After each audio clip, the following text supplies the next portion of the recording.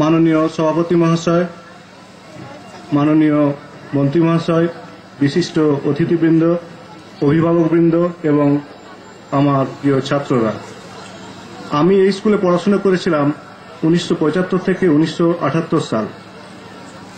সেই সময়কার স্কুল আর এই সময়কার স্কুলের মধ্যে এত তফাৎ, আমি যদিও মাঝে মধ্যে এখানে এসেছি, কিন্তু এত পরিবর্তন অকল্পনীয়।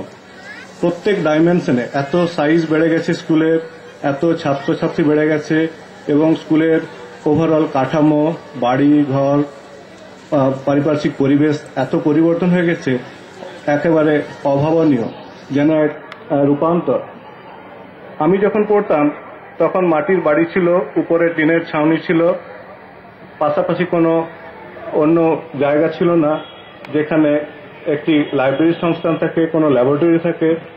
আমরা যখন পরে অন্য স্কুলে উচ্চতর শিক্ষার জন্য গেলাম, ঘটনাক্রমে আমি কলকাতার সংলগ্ন স্কুলে পড়েছি, পরে কলকাতা মেডিকেল কলেজে পড়েছি, আরও পরে আমি ইংল্যান্ডে গেছি, আমি আমেরিকায় আরও ডাক্তারি পড়াশোনা করেছি এবং ডাক্তার হিসেবে কাজ করি। আমার সব সময় মনে হয়েছে যখনই আমি নতুন কিছু শিখেছি, নতুন যে পরিবেশে শিখছি, সেখান থেকে যা নতুন দেখছি, যা দেখছি একটা কনস্ট্রাকটিভ গঠনমূলক, সেটা কিভাবে আমি যেখান থেকে বেরিয়ে এসেছি, আমি যে গ্রামের মানুষ, যে মাটির মানুষ, সেইখানে কিভাবে সেই আইডিয়াটা পৌঁছে দেওয়া যায়। যখন আমি দেখেছি যে একটা লাইব্রেরি কি মূল্য, যেখানে পড়াশোনা করা যায়, বই সংগ্রহ করা যায়, বই পড়ে আবার ফেরত দেওয়া যায়, এবং অনেক বই যেগুলো বাজারে কিনতে গেলে অনেক মূল্যবান, সেগুলো কেনা মুশকিল এবং সবসময় পাওয়াও যায় না, তাহলে যে লাইব্রেরির একটা প্রধান আইডিয়া, যে প্রধান ধারণা যে কেন লাইব্রেরি দরকার, সেটা আমরা বারবার অনুভব করলাম। আমার দাদা স্কুলের শিক্ষকতা শুরু করেন আমি অলমোস্ট যখন ক্লাস 5-6-এ জয়েন করি, এবং তারপরে আমার পড়াশোনা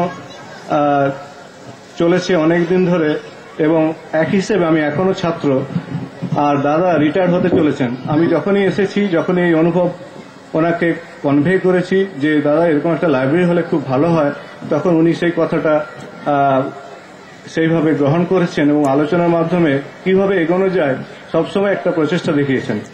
এই যে স্কুল এত বড় হয়েছে, এত শিক্ষকবৃন্দ তাদের অনলস পরিশ্রম, সেই পরিশ্রমের মাধ্যমে স্কুলের রেজাল্ট ভালো হয়েছে।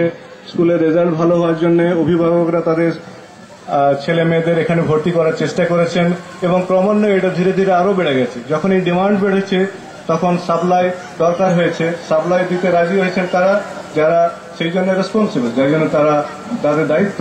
তার মানে আমি বোঝাতে চাইছি, আমাদের লোকাল কমিটি যারা আছেন, লোকাল রিসোর্সেস, যেখানে আমাদের সমস্ত সম্পদ আছে, এবং সর্বোপরি আমাদের যেখানে সরকার, যেখানে আমাদের সরকারি প্রশাসন, সে পুরোটা আমাদের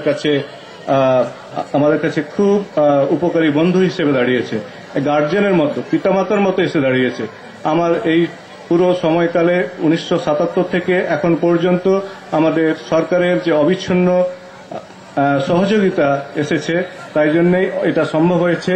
অবভিয়াসলি আমাদের গার্জিয়ানদের তরফ থেকে তাদের ছেলে মেয়েদের এখানে ভর্তি করানো, অনলস পরিশ্রম শিক্ষকদের এবং ছাত্রছাত্রীদের পড়াশুনো সব মিলিয়ে তাদের রেজাল্ট ভালো হয়েছে, এবং ধীরে ধীরে এটা এমন একটা বর্ধিত রূপ নিয়েছে যে তার আনুষঙ্গিক যেগুলি দরকার আরো শিক্ষা প্রতিষ্ঠানকে মর্যাদাপূর্ণ করে তোলার জন্য, সেগুলির মধ্যে অবশ্যই আছে একটি লাইব্রেরি, একটি ল্যাবরেটরি।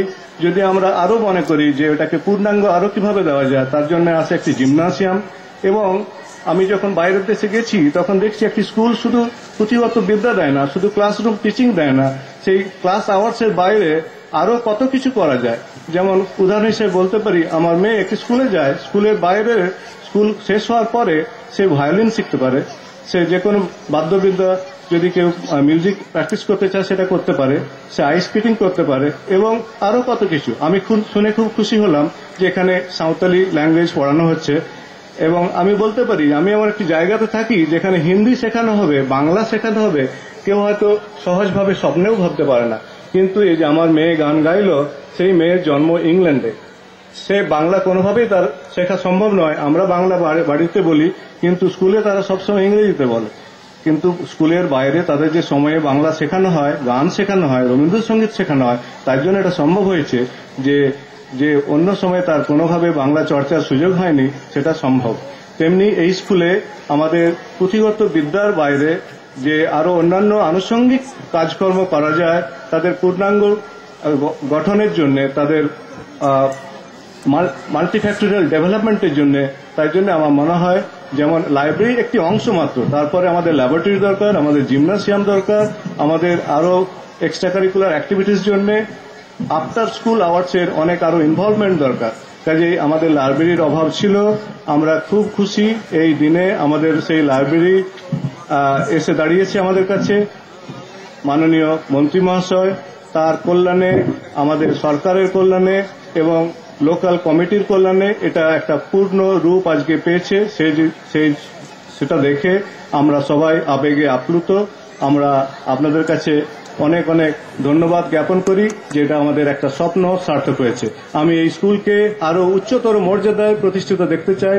আমি যখনই আসবো আমি আরো স্কুল আরো ভিজিট করব। দাদা হয়তো রিটায়ার থাকবে, তবু আমার একটা লিঙ্ক থাকবে এখানে আসার। আমি ভিজিট করব, ফ্যামিলি নিয়ে ভিজিট করব এবং আমি চাই স্কুল আরো আরো উচ্চতর মর্যাদায় প্রতিষ্ঠিত হোক। ধন্যবাদ।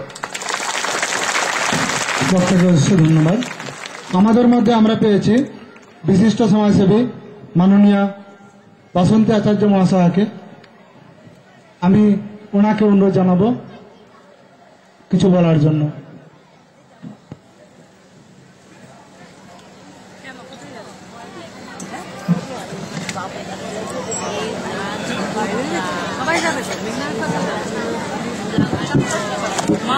আজকে সভার মাননীয় সভাপতি, মঞ্চে উপবিষ্ট আছেন পশ্চিমবঙ্গ সরকারের আমাদের প্রিয় মন্ত্রী সুশান্ত ঘোষ মহাশয়, উপস্থিত আছেন এই এলাকার